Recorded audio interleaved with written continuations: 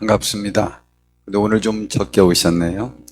자, 생각은 정말 무섭습니다.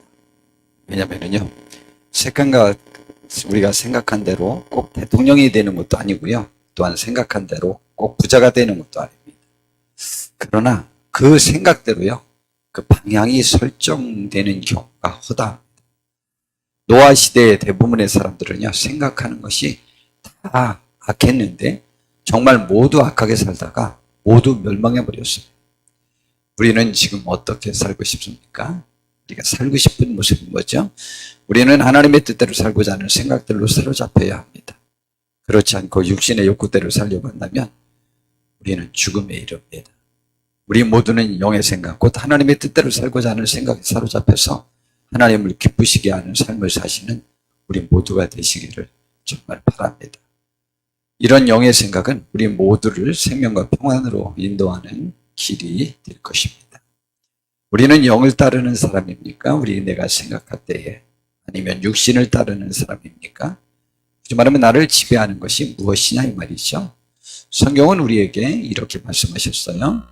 로마서 8장 5절에 보니까 육신을 따르는 자는 육신의 일을 생각하고요, 영을 따르는 자는 영의 일을 생각한다고 그랬습니다. 하나님은 영이다 하고 이렇게 말씀해 줬잖아요. 그러니까 영을 따르는 자라고 하는 일은 하나님의 뜻대로 살려고 하는 그 생각을 갖고 있는 사람을 말하는 겁니다. 우리는 육신에 있는 사람입니까? 아니면 영에 있는 사람입니까? 하나님은 또한 우리에게 분명히 말씀하십니다. 육신에 있는 사람은요, 하나님을 기쁘시게 하지 못하고 영에 있는 사람만이 하나님을 기쁘시게 할 수 있다라고 말씀하셨어요. 또 역시 로마서 8장 8절에 보니까 육신에 있는 자들은 하나님을 기쁘시게 할 수 없다 그랬어요. 왜냐하면 온통 나의 육신의 즐거움, 육신의 욕구만을 채우려고 하는 생각에 사로잡혀 있으니까 하나님을 기쁘시게 할 수 없죠. 나를 기쁘고 즐겁게 하는 데에만 온통 사로잡혀 있기 때문에. 그래서 만일 너희 속에 하나님의 영이 거하시면 너희가 육신에 있지 아니하고. 그런데 우리 속에 하나님의 영이 계신가요? 어느 땐 계신 것 같기도 하고 안 계신 것 같기도 하고 그러죠. 그러나 하나님의 사람들 속에서 역사하는 것은 하나님의 영입니다. 우리는 하나님의 영이 강하게 우리 속에서 역사하도록 해야 돼요. 그래서 만일 너희 속에 하나님의 영이 거하시면 너희가 육신에 있지 아니하고, 결국 육신의 일을 떠나게 되죠. 영에 있나니 누구든지 그리스도의 영이 없으면 그리스도의 사람이 아니라고 이렇게 말해주고 있습니다. 우리는 그리스도의 영에 사로잡혀 있는 복된 분들이 되기를 바랍니다. 그래서 오늘 하나님은 본문의 말씀을 통하여 우리에게 이렇게 말씀하셨습니다. 육신의 생각은 내 마음, 내 욕구, 내 몸을 지닌 내 욕구에 유익하다고 생각되는 것들, 나만의 유익 혹은 내 육신의 욕구대로 살려고 하는 생각을 말합니다. 그것은 죽음에 이르고, 영의 생각은 영은 아까 하나님은 영이시라 했으니까 하나님의 뜻대로 살려고 하는 생각은 우리들에게 생명과 평안함을 가져온다고 이렇게 말씀하고 있습니다. 어떤 기계에 맞지 않는 부품을 끼우면 어떻게 되겠습니까? 여러분, 자동차에요, 경유차에 휘발유를 넣어도 안 되고 휘발유차에 경유를 넣어도 안 되고, 또한 난방기에 경유로 사용하는 난방기에 조금 더 고급 기름인 석유를 넣어도 안 됩니다. 신기하죠? 우리는 하나님이 하나님의 형상대로 지은 사람들입니다. 여러분, 큰 미사일, 그 수많은 돈을 들여서 만든 그 미사일도요, 부품 하나가 잘못 끼워졌거나 잘못되면 그 미사일 발사가 성공하지 못합니다. 우리는 영이신 하나님의 형상에 따라 지음을 받은 사람입니다. 그래서 우리가 하나님의 형상을, 하나님의 마음을 우리의 마음에도 담지 않으면 우리의 삶은 망가지도록 되어 있습니다. 그런데 사람의 생각과 하나님의 생각 중에 가장 차이가 나는 점들이 있습니다. 무엇일까? 라고 할 때, 이거 제가 지금 말씀드리고자 하는 것은 전체 성경에서의 정답을 말하는 건 아니고, 제가 생각해 볼 때 참 차이가 많이 나는 것들을 말씀드리고자 하는 것입니다. 첫 번째, 성경은요, 원수를 사랑하래요. 이게 우리 사람의 생각과 좀 달라요. 원수를 사랑하라. 두 번째, 사람들의 생각 속에 꽉 차 있는 생각이 있는데 응당하고 좋은 생각일 수도 있어요. 인과응보의 사상이에요. 그래서 죄를 지으면 벌을 받고 선한 일을 하면 복을 받는다는 거죠. 그리고 세 번째, 자신의 죄책감으로 자기 자신에 대한 왜곡된 마음이 생깁니다. 근데 그것까지는 괜찮은데 그 생각 때문에 하나님에 대한 사랑을 잘 깨닫지 못하게 되는 왜곡입니다. 그래서 하나님은 그러한 우리들에게 또 다른 길을 제시하고 있어요. 지금 이 세 가지의 생각에 또 다른 생각으로 하나님이 가르쳐 주신 생각을 우리가 받아들일 때 우리들의 삶에 더 축복이 되는 것입니다. 첫 번째, 원수를 사랑하라 라고 이렇게 말씀하셨어요. 마태복음 5장 43절부터 보니까 또 내 이웃을 사랑하고 내 원수를 미워하라 하였다는 것을 너희가 들었으라. 내 이웃이라는 것은 너와 관계된 사람, 친밀한 사람, 너에게 유익을 주는 사람들에게는 잘해라. 그러나 너를 괴롭히려는 그런 왼수, 너의 가족을, 너의 민족을, 누구를, 너희 단체를 괴롭히는 사람들은 미워하라 라는 말을 너희가 들었지만은 나는 너희에게 말하는데 너희 원수를 사랑하며 너희를 박해하는 자를 위하여 기도하라. 예수님이 가르쳐 주셨거든요. 근데 예수님은 그렇게 하셨거든요. 예수님을 죽이는 사람들을 위해서 기도해 주셨어요. 이렇게 하면은 하늘에 계신 너희 아버지의 아들이 될 수 있다는 거예요. 예수님이 하나님의 아들이잖아요. 그리고 하나님의 말씀대로 절대 순종하여 그는 그가 한 일을 스스로 만족하게 여겼고 흡족히 여겼고 위로를 받았어요. 오늘 제가 오늘 영상 그것 좀 넣으라 하려고 하다가 말았는데 우리 그 베드로가 로마의 원형극장에서 많은 사람들이 기독교인이 죽어갈 때 그 기독교인들 대부분이 베드로 사도에게 요구했어요.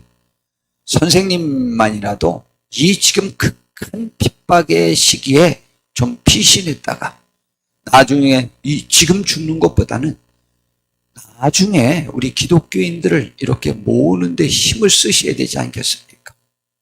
그래서 그가 그것이 옳은 줄 알고 지금 도망가고 있는 중이었어요. 도망가고 있는 중이었는데 그가 너무 마음이 답답했어요. 견딜 수가 없었어요. 왠지 모르게 기쁘지가 않았어요. 그래서 그 코바디스라는 영화에 보면 그게 베드로 행전이라고 하는 그 책에 나와 있는 그 내용을 근거로 해서 쓴 거거든요.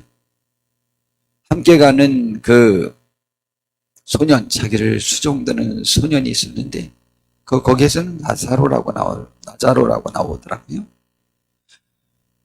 답답하다. 선생님 왜 그러십니까? 답답해. 내가 너무 답답해. 이건 내가 하나님의 뜻대로 사는 것이 아닌 것 같아. 막 그렇게 아주 괴로워합니다. 그러면서 그가 그 심정을 토로합니다.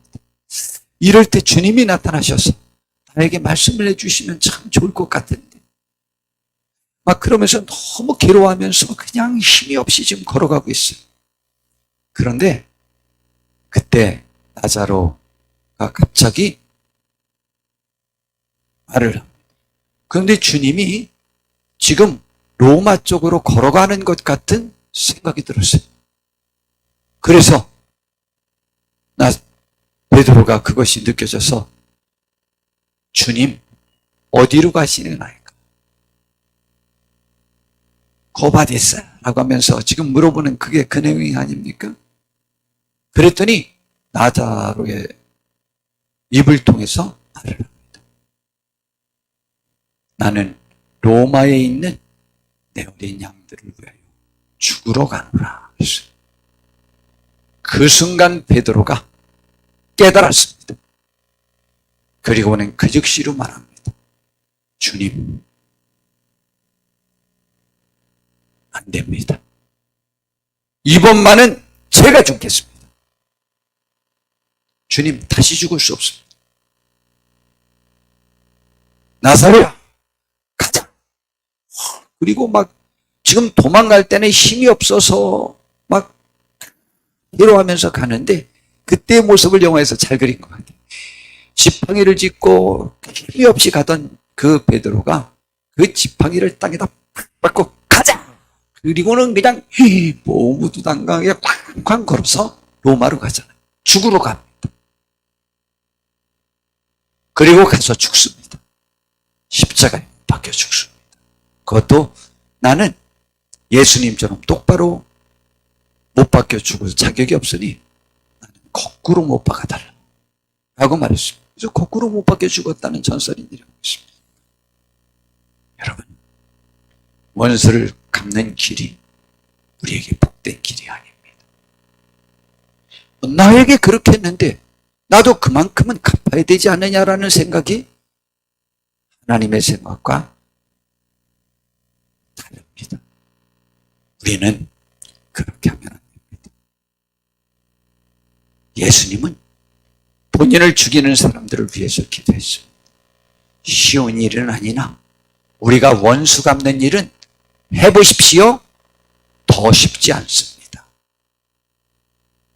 원수를 갚지 못하는 것도 억울하고 속상하지만 안 갚으려고 생각하고 사랑할 때가 더 행복합니다. 우리가 원수 갚으려고 하면 정말입니다. 해보십시오. 사탄이 우리를 사로잡아 우리는 더 괴롭습니다. 이게 복된 하나님의 사람들입니다.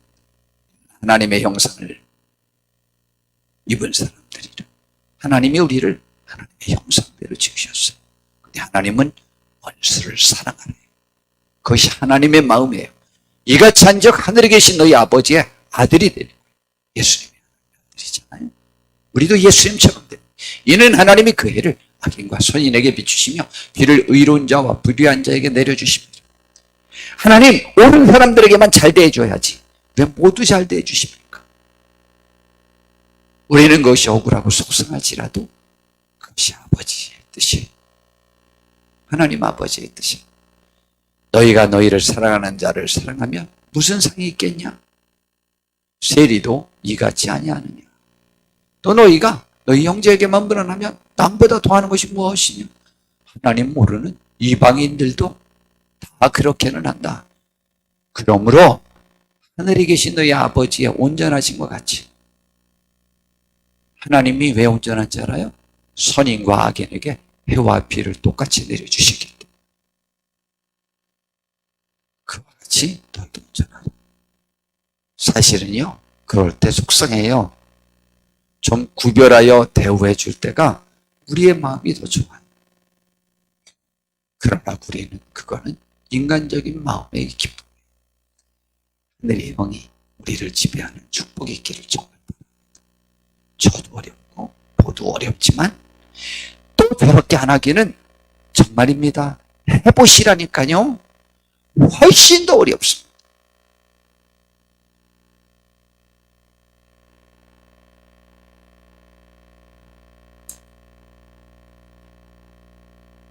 훨씬 더 어렵습니다. 그렇게 하지 마십시오. 자주 말씀드리던 얘기인데 2011년에 제가 우리 종회에서 어려움을 겪었잖아요. 이야, 그런데 5년 동안 전화 한 통화도 없던 아이가 전화를 했어요. 걔가 전국적으로 하는 해결사거든요. 형, 혹시 요즘 어려운 일 없어? 나한테 말만 해. 저 아무 말도 안 했어요. 내가 말 꺼내기도 전에 형 어려운 일 없어? 나한테 말만 해. 형한테 조금도 피해가 가지 않도록 쥐도 새도 모르게 해결해 줄게. 정말 그거 신기하지 않아요? 아니 5년 동안 전화 한 통화도 없던 아이가 내가 지금 뭐하고 있는 줄 알아요. 무서운 애예요. 애라고 해서 그 소년은 아니고 저보다 6살밖에 안 적어요. 우리 박병현 집사 또래.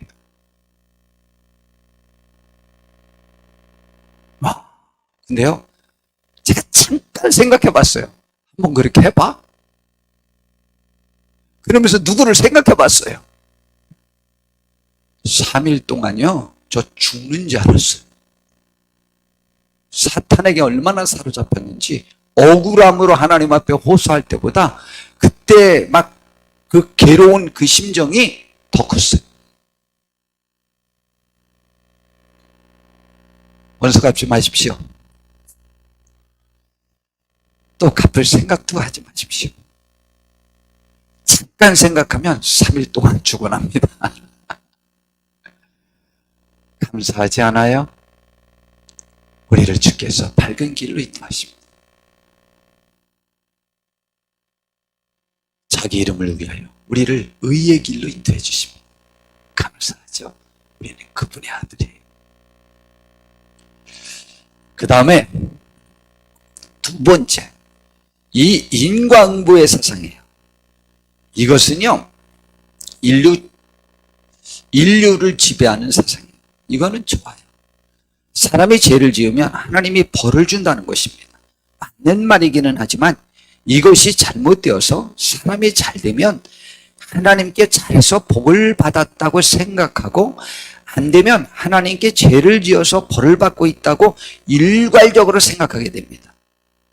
그뿐만이 아니고 이 생각이 하나님께서도 우리를 향하여 그렇게 하실 것이라는 생각에 사로잡히게 됩니다. 그러나 하나님은 그렇지 않습니다. 하나님은 사랑의 하나님이십니다. 용서의 하나님이시라는 사실을 우리는 더 아셔야만 합니다. 왜냐하면 하나님이 그것을 더 강조하셨기 때문입니다. 하나님은 죄를 지면 벌을 주십니다. 선을 행하면 복을 주십니다. 그러면 예수님이 제일 죄를 지은 사람이지요? 그렇죠. 그런데 예수님이 이 세상에서 유일하게 육신을 입고 이 세상에 태어났던 사람 중에는 유일하게 죄가 없는 분입니다. 그런데 가장 비참하게 저주받았고 버림받은 모습을 보였습니다. 정말 다르죠? 우리는 그 관점으로 모두 보는 것이죠. 그러므로 내가 죄를 지면 스스로 무너지는 거예요. 근데 성경 로마서 5장 6절부터 해보니까 우리가 아직 연약할 때에 연약한 것이 무엇인지 뒤에 나와 있습니다. 기약대로 그리스도께서 경건하지 않은 자를 위하여 죽으셨다. 연약한 것과 경건하지 않은 것과 같은 말이요. 7절에 보니까 의인을 위하여 죽는 자가 쉽지 않고 선인을 위하여 용감하게 죽는 자가 혹 있거니와 8절에 다시 또 연약한 것이 뭔지 경건하지 않은 것이 무엇인지 말합니다. 우리가 아직 죄인 되었을 때, 우리가 아직 연약했을 때, 이 말은 우리가 아직 죄인 되었을 때, 하나님 앞에 나설 용기가 없을 때, 내가 나를 책망하고 있을 때, 그리스도께서 우리를 위하여 죽으심으로 하나님께서 우리를 위해서 왜 죽었죠? 우리의 죄를 대신해서 죽어주심으로, 씻겨주기 위해 죽어주심으로 하나님께서 우리에 대한 그분이 사랑에 있다는 것을 그것으로 확증하셨습니다. 우리는 죄가 있으면 나는 반드시 죽는다. 예, 죽어요. 죽지만 이 용서의 하나님을 더 우선 깨달으셔요. 그래서 이 생각을 이스라엘 백성들도 유다 백성들도 하나님 앞에 범죄하여 어려움을 겪고 이제 바벨론의 포로로 잡혀간다고 생각할 때 그들 속에 있었던 생각들이 있었습니다. 그때 하나님께서 그들에게 주신 말씀이 이사야 55장 6절부터 보니까 너희는 여호와를 만날 만한 때에 찾으라. 가까이 계실 때에 그를 부르라. 악인은 그 길을, 불의한 자는 그의 생각을 버리고 여호와께로 돌아와. 그리하면 그가 긍휼히 여기시리라. 우리 하나님께 돌아오라. 그가 너그럽게 용서하시리라. 이는 내 생각이 너희의 생각과 다르며 내 길은 너희의 길과 다름이니라. 여호와의 말씀이다 그랬어요. 예, 하나님의 생각, 하나님의 길은 달라요. 하나님은 용서하고 싶어서, 복을 주고 싶어서 우리를 야단치기도 하고 우리를 부르시는 거예요. 그런데 우리는 하나님이 벌 주려고 우리를 부르시는 줄 알아요. 이는 하늘이 땅보다 높은 같이 내 길은 너희의 길보다 높으며 내 생각은 너희의 생각보다 높기 때문이라고 말했습니다. 그러면서 12절에 너희는 기쁨으로 나아가며 평안히 인도함을 받을 것이요 산들과 언덕들이 너희 앞에서 노래를 바라고 들의 모든 나무가 손뼉을 치면서 우리를 맞이할 것이라는 것이죠. 에레미야 선지자도 역시 똑같이 바벨론의 포로로 잡혀가는 그 유다 백성들을 이렇게 위로합니다. 에레미야 29장 11절에서 13절에 보니까 여호와의 말씀이다. 너희를 향한 나의 생각을 내가 아노니 평안이요 재앙이 아니라는 거예요. 바벨론의 포로로 잡혀가게 너희를 놔준 것도 바로 그러한 목적이라는 거죠. 너희에게 미래와 희망을 주려는 목적을 가지고 그 일을 허락한 것이라는 것이죠. 그러니 너희가 내게 부르짖으면 내게 와서 기도하면 내가 너희의 기도를 들어줄 것이라고 말씀해 주셨어요. 너희가 온 마음으로 나를 구하면 나를 찾을 것이요 나를 만날 수 있다고 이렇게 말씀해 주었습니다. 이러한 인과응보의 사상이 우리를 결론적으로 어디로 이끄느냐? 죄책감으로 자기 자신에 대한 왜곡된 마음이 생겨서 하나님의 사랑을 잘 깨닫지 못합니다. 내가 나 스스로를 책망하며 내 마음 문을 닫아서 하나님의 사랑의 말씀이 내 마음에 닿지 않고 나와 관계없는 것들로 생각이 되어지기 시작합니다. 그래서 하나님의 말씀에 대한 거부감이 일어나요. 그리고 그 사랑의 말씀도 죄책감으로 만든다. 책망으로 만든다. 빨리 우리는 이 생각에서 벗어나셔야만 합니다. 이것은 사탄이 우리들에게서 역사할 때 일어나는 현상입니다.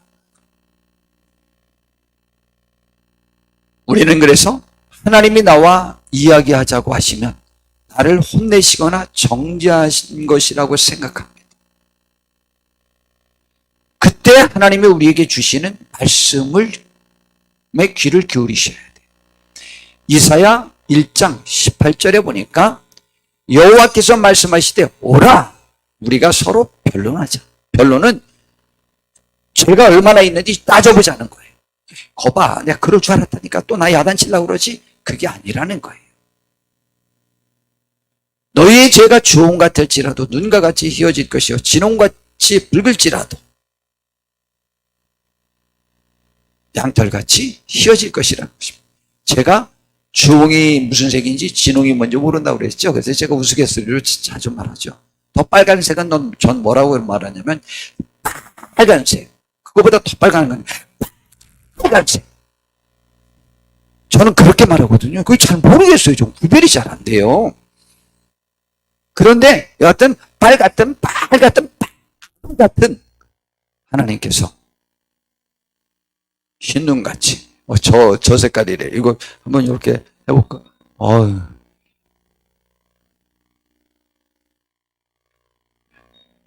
저게 주홍인가? 더 뒤에 보니까 색깔이 있으시죠. 한번 뒤 쳐다보세요. 저게 진홍, 주홍 그런 걸 때. 근데 제가 홍시인데 저 빨간색을 보니까 내 마음이 약간 좀 저 색깔이 거부감 나고 지금 그러네. 저는 주황색을 상당히 좋아하는 사람인데. 죄 얘기하니까 그 죄가 확 느껴지는 기분이 드네요. 저게 그냥 제 온몸을 다 이렇게 다 칠해놓으면 그거 참 안 좋을 것 같아요. 그래도 양털같이, 그래도 흰눈같이 그러려고 불렀대. 그 하나님의 뜻을 안다면 우리 자신 있게 나갈 것 아니에요. 그런데 저렇게 증명되면 죽일까 봐. 그래서 하나님께 부탁하는 거예요. 우리는 이 하나님의 은혜를 받을 수 있게 되기를 바랍니다. 그 다음에 하나님이 나를 싫어할 것이라는 생각에 사로잡혀 있습니다. 심지어는 하나님이 그래서 나를 버릴 것이라고도 생각합니다. 그러나 하나님은 우리를 결코 버리지 아니할 것이라고 말씀하십니다. 이사야 41장 8절부터 있는 말씀을 좀 제가 자주 말씀드리죠. 그러나 나의 종 너 이스라엘아, 내가 택한 야곱아, 나의 벗 아브라함의 자손아, 나의 종 사연아, 나의 종 백년아,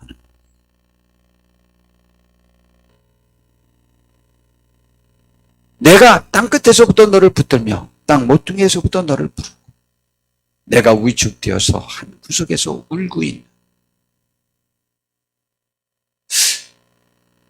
제가 지난 밤에 잠을 2시간밖에 자지 못했어요. 2시간에서 2시간 반.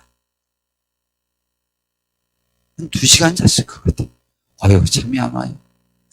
그런데 제가 무슨 생각이 드냐면, 간혹 제가 어렸을 때 깨재재하고 연약해서 나의 말에 대한 자신이 없었고 나의 그 못난 모습으로 남을 남이 쳐다보고 있는 것 같은 어린 나, 부족한 나, 깨재재하고 코 흘리고 옷도 남나, 그러면서 구석에 있는 저의 모습들이 떠올랐어요.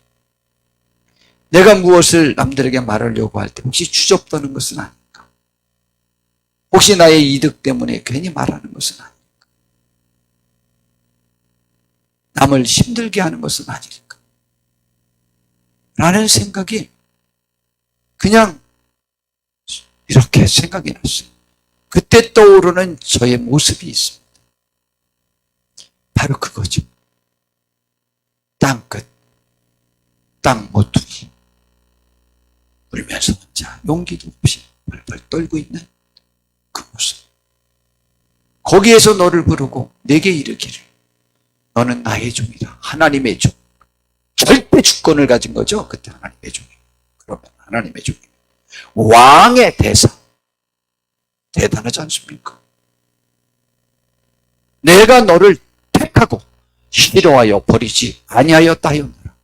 지금 버림받고 죄의 대가로 바벨론의 포로로 잡혀갈 그 내용을 예언하면서도 저 말씀을 하십니다. 내가 너를 싫어버리는 것이 아니다.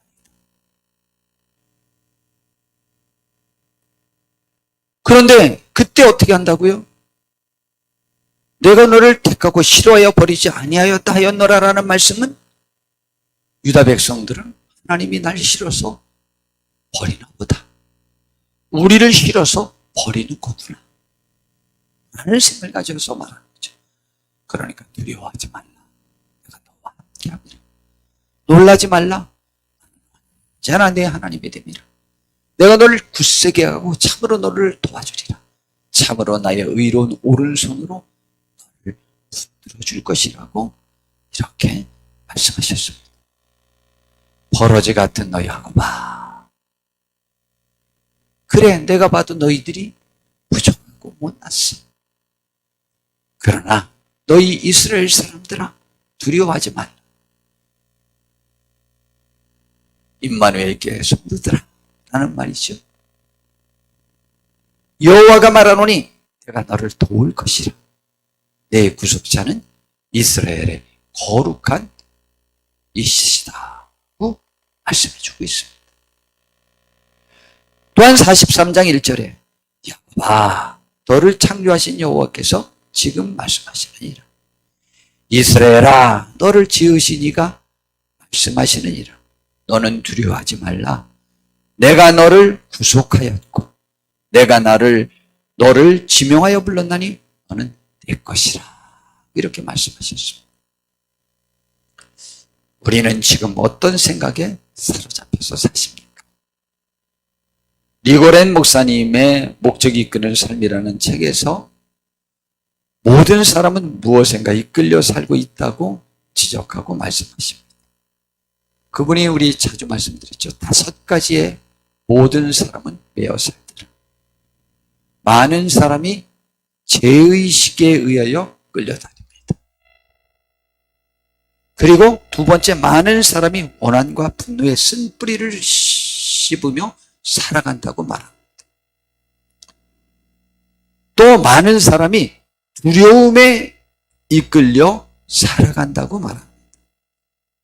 또 많은 사람들이 물질에 이끌려 살아간다고도 말합니다. 또 많은 사람들이 다른 사람의 인정을 받기 위하여 살아간다고 말합니다. 참 잘 지었겠죠? 저도 그렇게 생각합니다.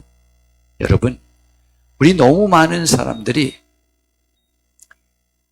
다른 사람에게 인정받으려고 그 눈치 보느냐고 옳은 걸 옳다 못하고 그런 걸 그르다 못합니다. 사람에게 인정받으려고 하는 사람은요, 항상 마음이 편치 못합니다. 사람들이 물질에 이끌려 살아갑니다. 여러분, 물질이 삶의 전체였을 때, 물질이 기준이었을 때, 아까 우리 물질을 갖고 싶지만 우리가 꼭 다 부자가 되지는 않습니다. 그러나 물질이 우리의 삶의 목표였을 때 우리는 물질 때문에 좌절하고 나를 책망하고 나를 실패자라고 말합니다. 제가 자주 말씀드리죠. 저는 고등학교 2학년 때까지 저는 대통령이 되고 정말 거의 제일 부자가 될 것이라고 생각했다. 근데 믿었어요. 지금 돌이켜보니까 대통령은 안 될 것 같아요. 왜냐하면 사모님도 나 안 찍어준다니까. 되겠어요? 제가 후보로 나가면 누가 뽑아놔 준대. 하여튼 김치국밥 좀 마시면 제 아내가 내 남편은 자격 없으니까 뽑지 마세요 하고 다니면 제가 되겠어요? 안 되지?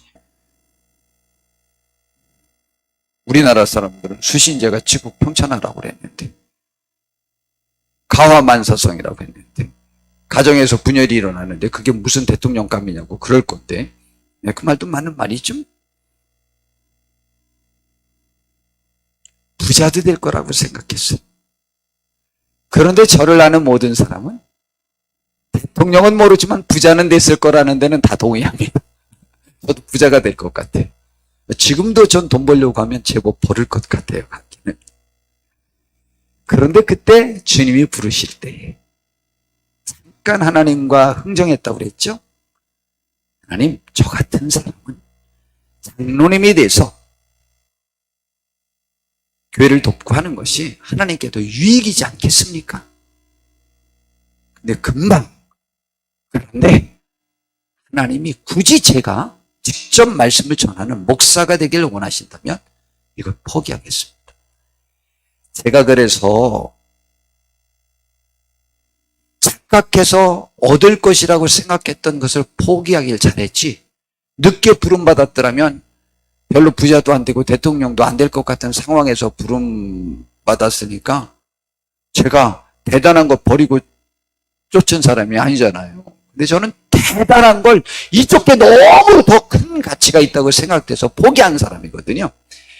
그렇기 때문에 대통령이라는 권력과 세계 제일의 부자라는 물질이 저에게 한 번도 유혹이 돼본 적이 없어요. 저 그때 부름받길 잘했어요. 착각했을 때 부름받길 잘했어요. 하나님이 저에게 복 주려고 그러셨어요. 그래서 저는 한 번도 권력에 예속되어 본 적이 없어요. 한 번도 물질에 예속되어 본 적이 없어요. 거기에 제가 참 감사한 일이죠. 버려서 그래요. 모세가 한 번도 애굽에서 자기가 그 권력을 누리지 못한 것이나 그리고 그 부를 누리지 못한 것을 후회한 적이 없습니다. 다만 그 백성들 때문에 속상하고 괴롭고 자책감에 빠져 있었고 그 백성들이 간혹은 속상하고 원망스럽기도 했을 뿐이지, 그러나 그 삶에 조금도 후회하지 않았습니다. 그는 그 가치가, 그리스도와 함께 고난받는 가치가 애굽의 모든 부활을 누리는 것보다 더 가치가 있다는 생각에 사로잡혔던 사람입니다. 그래서 그 길을 걷게 된 거예요. 감사한 일입니다. 물질이 우리를 제일로 지배하지 않기를 진심으로 바랍니다. 사람들이요, 두려움에 이끌려 살아요. 그런데 두려움을 극복하는 것은 여러 가지 상황이 있는데, 요한일서에 보니까 사랑은 두려움을 이긴다고 그랬어요. 그리고 하나님이 우리에게 두려워하지 말라고 그랬어요. 여러분, 사랑은 두려움을 극복할 수 있습니다. 나에게 두려움이 있는 것은 내가 사랑의 일에 내 삶을 들이지 않았기 때문에 저는 그렇게 생각해요. 사람들이 원한과 분노에 쓴 뿌리를 씹으며 살아가죠. 그렇죠. 저도 이렇게 하나님의 뜻대로 살려고 하지만 밤만 되면 격정에 시달립니다. 그래서 저 위에서 같이 기도해 주시면 제가 잠을 잘 자요. 진짜. 어제 진짜 2시간 채 못 자, 2시간 잤을 것 같아요. 그래도 오늘 헛소리 안 하고 잘하네요. 저 헛소리 할 줄 알았는데. 우리는 사랑을 하지 못해서 안 되고 하지는 못합니다. 사람들이 죄의식에 이끌려 살고 있습니다. 우리는 자유함과 사랑과 평화를 누리면서 사는 복된 하늘의 사람들 되기를 바랍니다. 오늘 하나님은 우리에게 이렇게 선포합니다. 로마서 8장 6절 오늘 본문을 주시기 전에 로마서 8장 1절에 이런 선포를 하신 거예요. 그러므로 이제 그리스도 예수 안에 있는 자에게는 결코 정죄함이 없다는 것이요. 그리스도 예수 안에 있다라고 하는 것은 하나님께서 죄인된 우리를 위하여 예수 그리스도를 보내주셔서 그를 우리를 위해서 대신 죽게 하시고 그 사실을 믿고 받아들이는 사람에게는 죄 용서함을 받았다는 선포예요. 그러므로 하나님이 대신 죽어주신 죄 없는 사람을 누가 죄 있다고 말할 수 있겠느냐라는 거예요. 이는 그리스도 예수 안에 있는 그 법이 뭐냐? 생명을 주는 법, 그 법이 성령의 법, 그 법이 성령의 법은 하나님의 법이에요. 죄와 사망의 법에서 우리를 해방해 주셨다. 그러므로 우리는 하나님이 우리에게 주시는 생각을 받아들이고 그 생각대로 사셔야 돼요. 그래서 육신의 생각은 사망이고 영의 생각은 생명과 평안입니다. 아무리 내가 그걸 주려고 해도 야 백년아 내가 너 사랑해. 아니요 나 같은 것이 무슨 사랑을 받아요. 야 너는 훌륭한 일을 하게 되고 무슨 내가 훌륭한 일이에요. 야 너는 영원히 살면서 하나님의 축복을 누릴 거야. 뭘 내가 할 거야. 내가 너에게 그렇게 줄 거야. 아니에요 나 같은 건 죽어야 돼요. 가서 죽어버리면 어떡하냐. 방법이 없잖아요. 이것이 육신의 생각이에요. 사랑을 거부하는 것이 육신의 생각이에요. 사랑을 용납하는 것이 하나님의 생각이에요. 사탄이 나를 멸망시키려고 나를 하나님의 사랑을 받을 자격이 없다고 한다든가 그 생각을 갖는 것을 나의 여러 성품, 여러 모습을 보고 내 스스로가 거부합니다. 그 거부하는 내 마음을 하나님의 생각, 하나님의 말씀으로 물리쳐야 돼요. 예수님도 마귀를 물리칠 때요. 하나님의 말씀에 근거해서 물리치셨습니다. 우리를 못났다고 자격이 없다고 할 때도 하나님의 말씀에 근거해서 물리치셔야 돼요. 교만하라는 얘기가 아닙니다. 양심이 없으라는 얘기가 아닙니다. 그러므로 그리스도인들은 항상 하나님 앞에서 빚진 자의 심정으로 사는 거예요. 나는 죄인이었었는데 나 같은 것을 위해서 예수님이 죽어주셨어. 그 사랑이 나를 이끄는 것이죠. 사랑에 매인받은 사람들, 사랑의 빚을 많이 받은 사람들은 행복한 사람이죠. 나를 억울하게 한 사람들만 많다고 생각된다면 그 사람은 못 삽니다. 그러나 나에게 나 같은 사람을 위해서 하나님이 대신 죽어줘. 그 사랑의 빚은 나의 삶을 축복으로 인도하고 승리를 인도하는 것이죠. 그리스도인들은 사랑의 빚진 자예요. 양심이 없는 사람들이야. 하나님의 말씀, 하나님의 생각이 우리를 이끄는 복된 우리 임마누엘께 모든 성도님들 다 되시기를 진심으로 바랍니다. 기도하겠습니다. 주님, 우리를 지배하는 악한 사탄의 생각들을 예수님의 이름으로 다 쫓아내 주시고,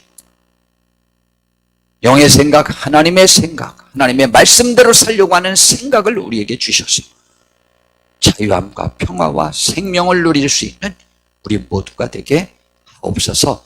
주님 감사합니다. 예수님의 이름으로 기도드렸습니다.